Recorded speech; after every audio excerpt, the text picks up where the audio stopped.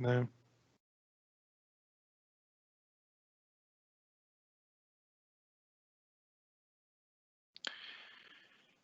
Good morning, afternoon.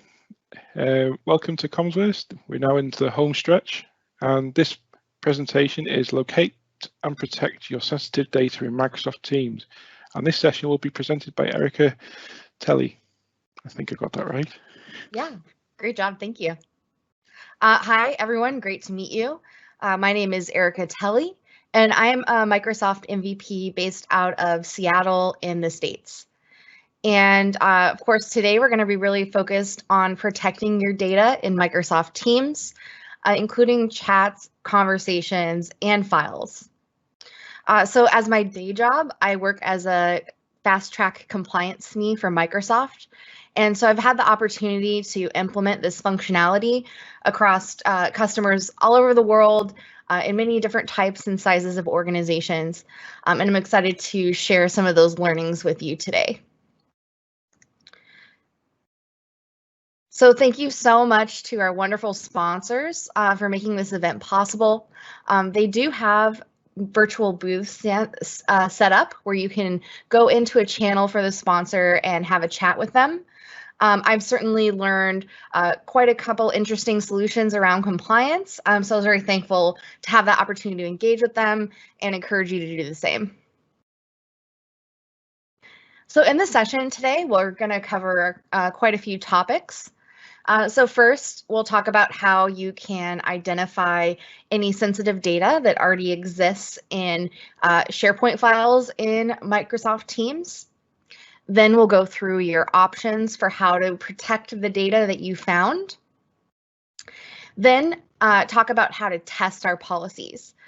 Because we'll never get it right the first time, and these can have a lot of impact on the end user. So we certainly want to have a very careful and thought out testing strategy before we interrupt their work. Then once our testing is complete, we'll actually enable them so that the end users can use them.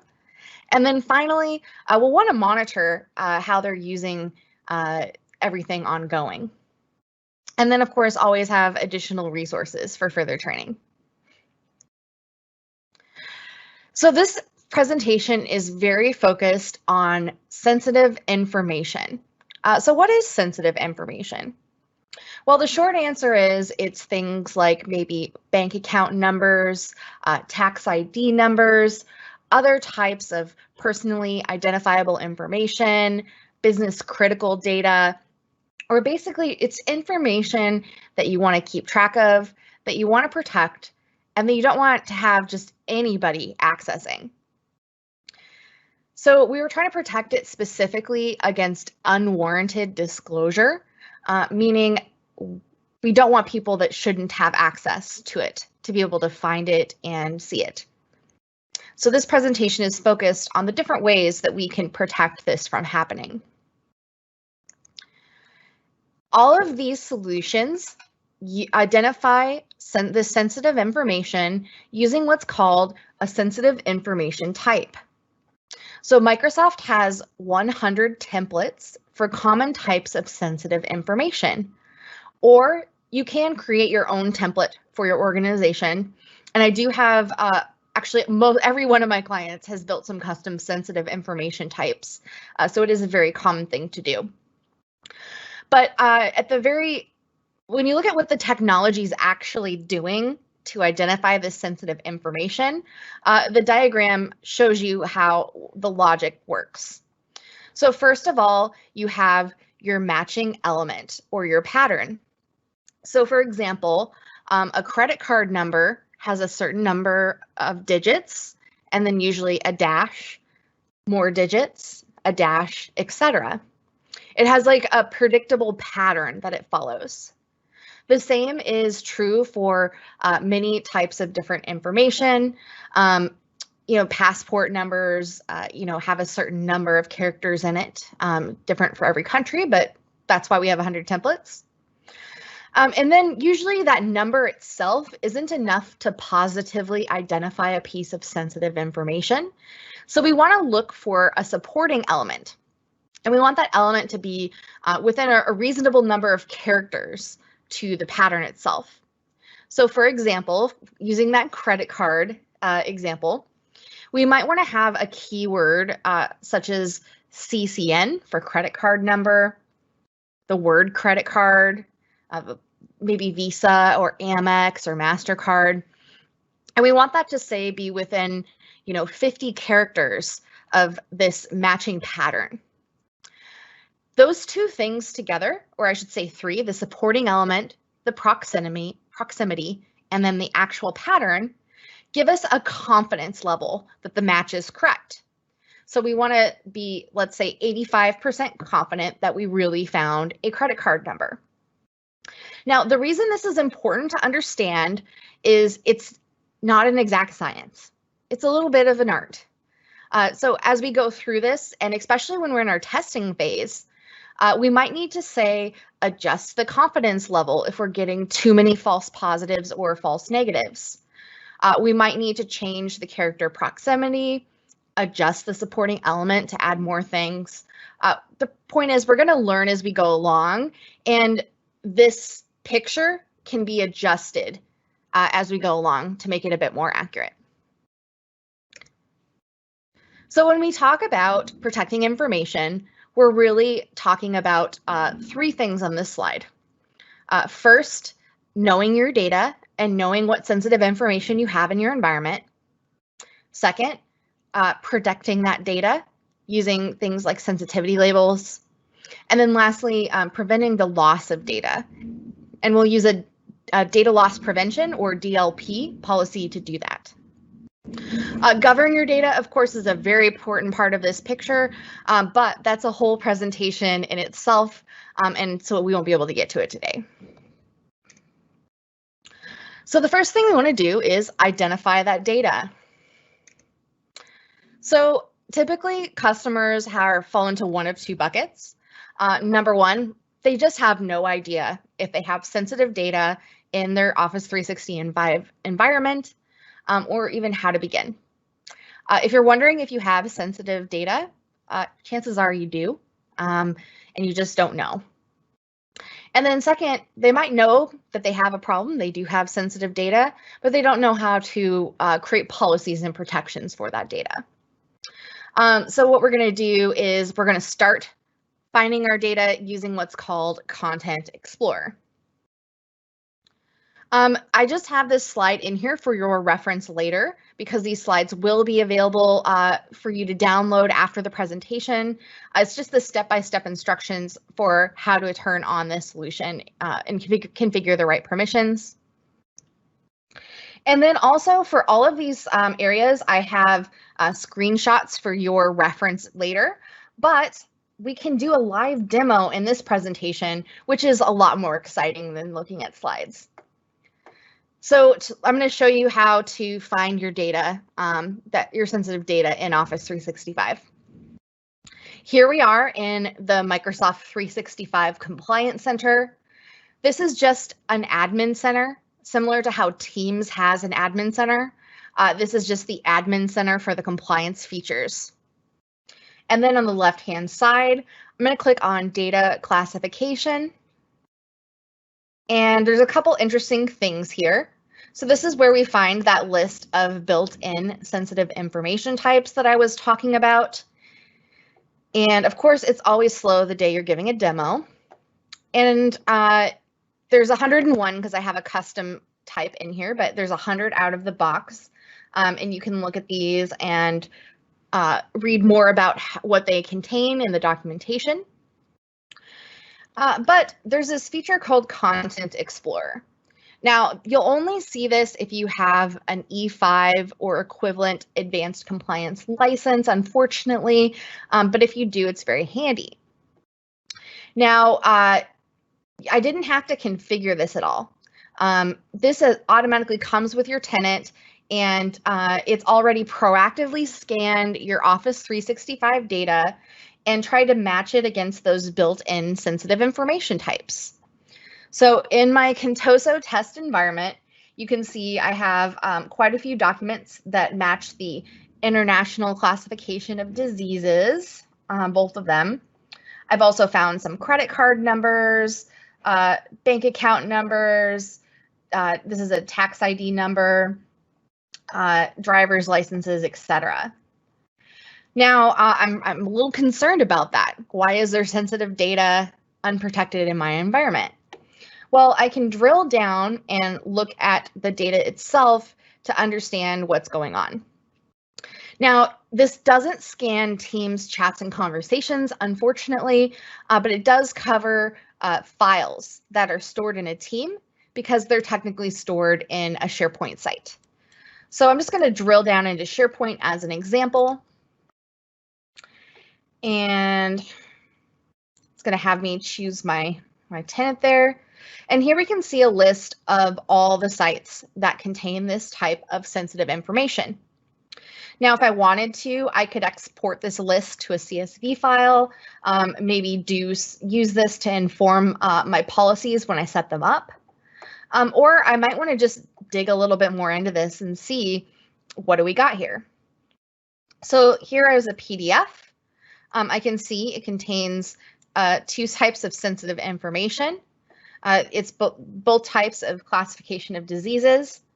I can see that there's 5 instances of where it's found this pattern, and that we're 85% confident that the pattern match is correct. Unfortunately, you can't adjust this yet for the Content Explorer. Like, for example, if I had my way, I'd like to see maybe things that are 90% confident and not bother me with anything lower than that. But this is a preview feature, so maybe they'll add it, who knows. Also, if I have the correct permissions, I can actually go ahead and look inside this document and see what is in here and see the sensitive information kind of in context. Also, I can see all the metadata associated with it as well. And then I can export this list if I want to say, take it to the site owner and ask them, you know, if it really is sensitive data, if there's a business justification, or to learn more about it. So I will say this solution is not perfect. It's more of a starting point. There's a lot of false positives in here, but it's just a good way to kind of get started understanding what sensitive data you have in your environment. So then going back to the slides, now we kind of understand a little bit about what sensitive information we have in our environment. Let's start planning how to protect it. So there's really 6 options for how to protect your data in Office 365. So the first option is to just delete it. If you don't want to have any sensitive information in your environment, or there's certain types of very sensitive information, like oftentimes in the US, at least our tax ID or social security number is very sensitive. We don't want that in SharePoint. You can delete the data, and you do that using a retention label actually to enforce the deletion. And I'll show you in just a second how to do that. You could also block the data from being shared in messages. So for example, you would use a DLP policy to block this sensitive information from being shared in a Teams chat or channel conversation. If you want to label your documents that contain these sensitive information types and maybe apply things like encryption or watermarking to warn people that this is a document that contains sensitive data, you can use a sensitivity label and allow users to manually label the documents. Or you can also auto-label the documents if you want to enforce this and not have it just be relying on the end user. Also now, you can apply sensitivity labels to Teams as well as SharePoint sites and groups, and apply protections to that group based on the label. So if a team is going to be properly used to have credit card numbers, you can mark that site as being highly confidential, and you can prevent external users from being added to the team, make sure that the site privacy is set to private, and not indexed in search, things like that. We'll go into it in detail. And then finally, this is kind of new. It's still very much in preview, but you can also auto label documents that are sitting in an existing SharePoint site. The difference between auto labeling Office apps and the container, the Office apps occurs in the client when somebody has the file open on their computer and they're working with it, whereas auto labeling a container, like the SharePoint files associated with your team, can happen when the data is at rest, meaning when it's just kind of sitting around and no one's touching it. So that's a lot of information, and it's just kind of easier sometimes if you see it. So let's go through each option and talk about it a little more in detail. So the first thing is, sometimes customers just don't want to have this data in their environment at all. And if you have an E5 license or the advanced license, the easiest way to deal with that is actually to delete it using a retention label, believe it or not. Even though it's called a retention label, you can also use it to delete information as well. So you have two options for that. So the more risky option is to just delete it if it matches the sensitive information type. So to do that, I would enable retention on the label, and I would say don't keep the content and just delete it if it's older than. And then I purposely chose a really short retention period of 1 day, or deletion period of 1 day, because I don't want the information in there at all. Now this is really risky because we don't always match the sensitive information types perfectly, and we could have a false positive, meaning it thinks there's sensitive information in the document, but there really isn't, and we shouldn't have deleted it. So a better way, especially when you're first testing it out, would be to use retention and have an approval process for deleting it. Now this is a little counterintuitive, I know, but what we do is we say we want to retain the content, and we want to retain it just for 1 day. After that day, we want to send the content to be approved before it's deleted, meaning a human would need to look at it and mark that it's okay to be deleted. So this is a screenshot of how you would configure those settings. And then the user, I just put the admin account in because that's my account. I would log in and I would see a list of all of the candidates for deletion, and I'd be able to kind of mark those to be yes, delete it, no, that's a false positive, etc. And once we've labeled it, or we create the label, we then tell the label how to properly apply to content. So you can automatically apply a label to content that contains sensitive information. So that's all we do. We say, if this document contains a bank account number or a credit card number, then apply the retention label, and therefore it'll enforce the settings that we just went over. So that's how you enforce deletion. Now, if you don't have an E5 license, you can, it's a little harder. You can do maybe some magic with PowerShell to find this content that matches a sensitive information type and then delete it using PowerShell. But it's a lot more manual and cumbersome, and it's honestly more than we can cover in a 45-minute presentation. But not everyone has an E5, so I wanted to briefly mention it. Okay, so then our next group of content, which are a group of options, which is the bulk of this presentation, is using sensitivity labels to protect your sensitive information. So this is both the manual and the automatic options. So I'm going to go back here to my handy demo tenant. And on the left-hand side, I'm going to choose this information protection solution. And in here in just a second, you'll see that I have a few labels already set up. Typically, people will have very few labels. There'll be very high level classifications.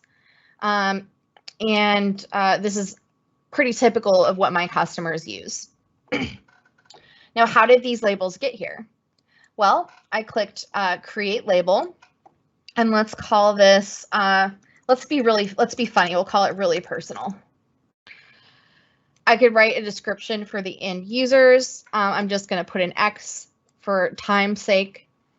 And then here's the options. So you can say if somebody labels a document, an email, or a piece of content with this label, then apply encryption. And let's say that we want to make sure that only authenticated users can access the document. So not people that don't have an account in your environment. I could also add specific users or groups, or even specific people. I could even customize the permissions. And you can see I can get really granular about the permissions and the actions that I want people to have. So everything from, can they print the document? Can they forward the email? Yeah, those are probably some of the more common ones. So again, in relation to Teams, we're really focused on the files at this point with the sensitivity labels, and we'll get to the chats and conversations in just a second.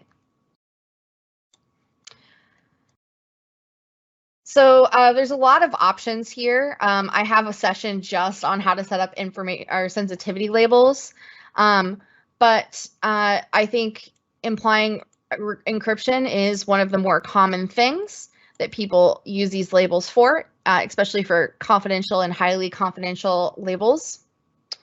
Another thing people use is the content marking.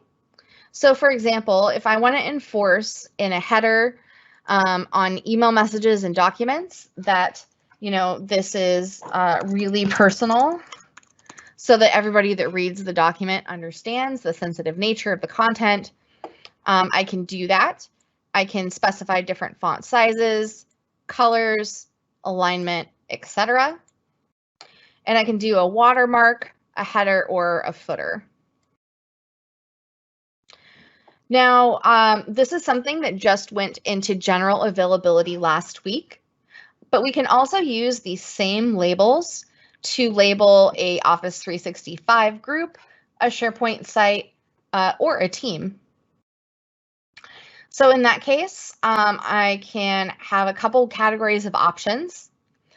First, I can set the privacy, meaning is it public, private, or can the user choose the site? Let's just say, since this is really personal, it's private. I can also choose whether or not to allow external users to access the team or SharePoint site. And then this one doesn't apply to Teams, but it does to SharePoint. Can users access the content from an unmanaged device? Meaning, managed devices are basically your IT department can automatically scan for viruses, enforce certain settings on your mobile device or your computer, basically make it more protected of a device. So if it's a highly sensitive site, you might say, if you aren't using a corporate managed device, you can't access it at all. So those are those options. I will note that the settings only apply to the team itself here. Let's say that I, label it as highly personal and it's a team site. That setting won't trickle down to the documents or the messages actually in the team, right? It's only a setting on the container itself to enforce these specific policies. It's not, saying, if it's labeled, if the site's confidential, it's not making all of the documents in the site also confidential. You'll need to mark those separately. This is another option. So this is specifically auto labeling for Office client applications. So when somebody's editing a document on their computer. So for that, this is where I can really start protecting that sensitive data. So I can say, if the content contains a type of sensitive information, let's say a UK health service number. What other UK ones do we have? Oh, it doesn't like that. I'll just choose a couple here. If it contains any of these types of sensitive data, then I want it to automatically apply the sensitivity label to the document. Or I can recommend that the users apply it, but not enforce it. And then I can have a message that the user sees when they apply the label. So another thing I want to point out on this page, as we go through our testing process, you will find false positives. It's inevitable. So when you do, this is where you can adjust your settings to reduce the amount of false positives. So there's really two ways to do that. Number one would be to increase this accuracy. So maybe, 90. And then another way is to increase the instance count. So maybe, don't want to apply the label unless you find at least 5 instances of that data. I also want to make sure it's we're labeling it when we find any of these types of sensitive information instead of needing to find all of them. So that's if you have the E5 license to do the auto labeling, please use it. It is way more useful than asking your end users to do anything. If you don't have an E5 license, if you have an E3 or A3 for education or G3 for government, then you just won't see this auto labeling option, but then the other steps in the label creation process will be available to you. So then I would click next, and if I clicked create label, I now would have a label that could be used to manually label documents. It could be used to label sites and groups and teams. It could be used for auto labeling, Office apps, all that with one container, essentially. So that was a lot of information, sorry, but the bulk of the functionality for protecting sensitive information is now in these sensitivity labels. So in order to have these labels actually work, I would need to deploy them. And I deploy them using a label policy. So I'm going to just choose a quick label here to show you.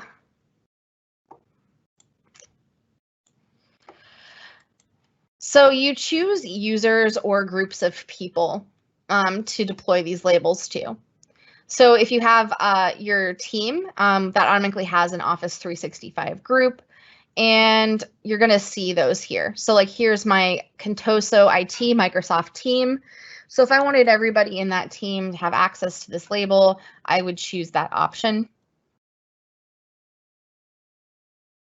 I could choose to apply a label by default to documents and emails. Usually I see organizations choosing something like general. Half of them probably don't use this option at all, to be honest. Almost all of them choose to require a justification to either remove a label or make it a lower classification level, meaning less secure, or I guess less protections would be a better way to say it. I can also require users to label their email or documents. And then I can also provide them with a custom help page. Often I'll see customers providing information about what documents should be labeled as confidential, general, public, and basically link to the policy here. Then I would name the policy and I would actually deploy it. It takes about 4 hours for these to deploy. And then once these have been deployed, The end user would now see it in their Office documents. So here I can see the labels that have been deployed to me as a user. It's in PowerPoint, Excel, Word, and I'd be able to actually label my documents. So then the last thing I want to show you is this option for auto labeling a container. So it's a little confusing. You can auto label an Office client document while someone's working on it using the setting inside this when we created the label. But then this new option to auto label a document is more based on where the location of the document is. So it's going to label things when they're just stored in SharePoint, not when someone opens them and edits them, if that makes sense. This is also an E5 feature.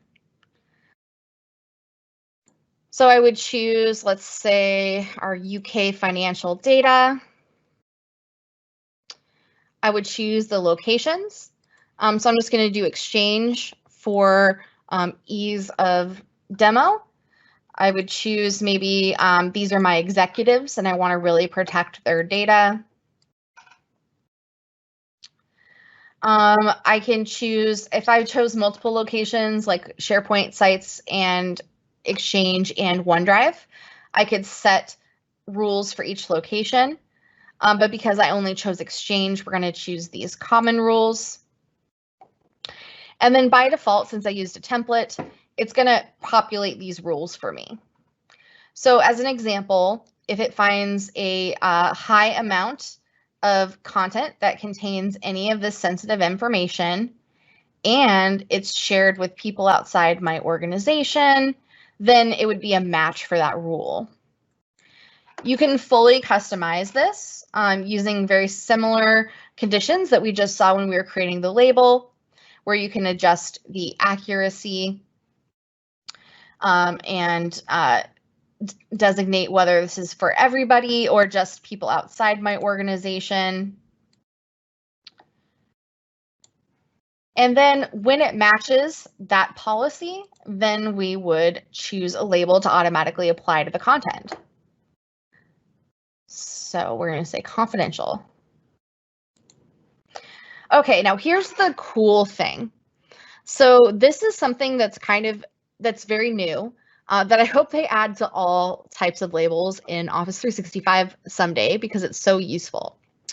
So instead of just turning the policy on and hoping that it works, I can run it in simulation mode, meaning it's simulating what would actually happen if I turned on the policy. So this is the way to test this auto apply policy. So I'm going to actually click cancel because it takes at least 24 hours to run the simulation. So I have some set up as examples for you to show you what simulation mode looks like. So that's the information protection and sensitivity labels. So then the other way to manage sensitive data in Teams is using a data loss prevention policy. So instead of protecting the data, but allowing it to still exist in Microsoft Teams, data loss prevention just completely blocks it. It just prevents it from being shared in chats and conversations, period. So actually, just today, we got a modern editor for our policies. So that was very exciting. This is not going to match what the documentation looks like for that reason, but you're seeing the latest, greatest. So again, I'm going to choose locations where I want this policy to apply. And then, look here, we have Teams, chats, and channel messages as an option. So very unfortunately, this Teams, chats, and channel messages is an E5 feature. So unfortunately, if you don't have that license, you can't use it. But you could use DLP policies for these other locations with an E3 license. Not the most straightforward, I know. So what we want to do is just focus on these Teams, chats, and channel messages. And we want to specifically look for information that is a UK credit card number, debit card number, or a SWIFT code.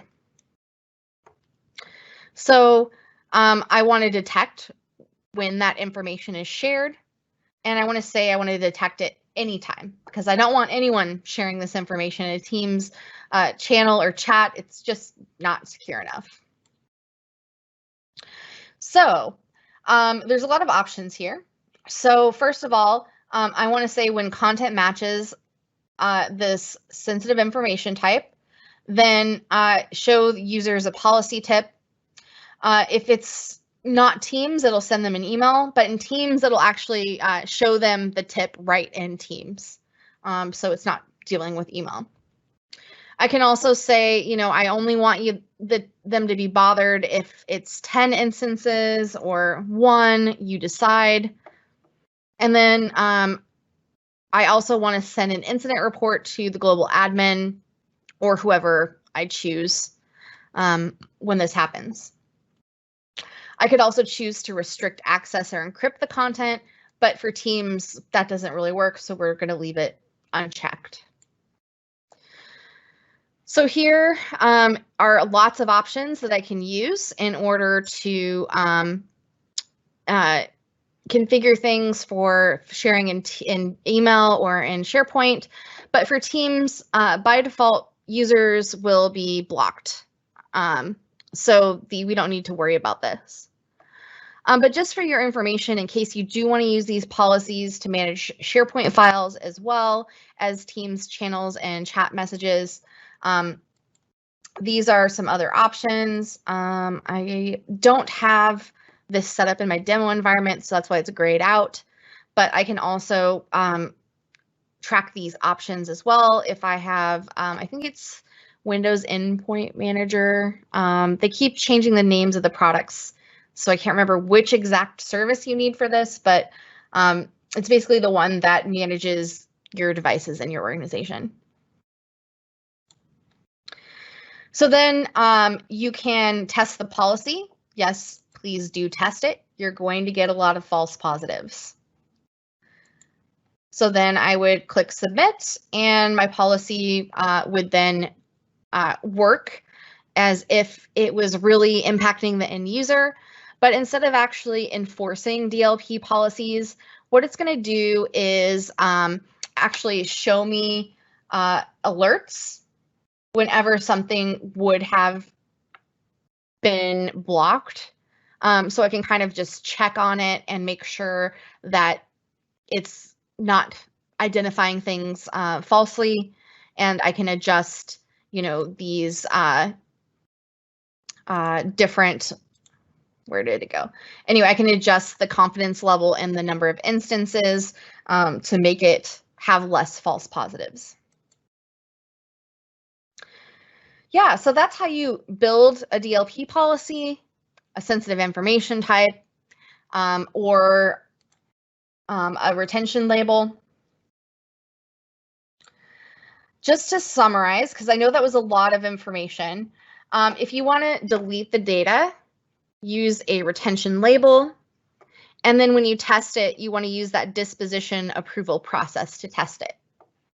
When you want to block data from being shared at all, use a DLP policy and use the test mode, so you see the alerts and can monitor those. And then once the alerts all seem real and not false positives, then you would turn it on for real.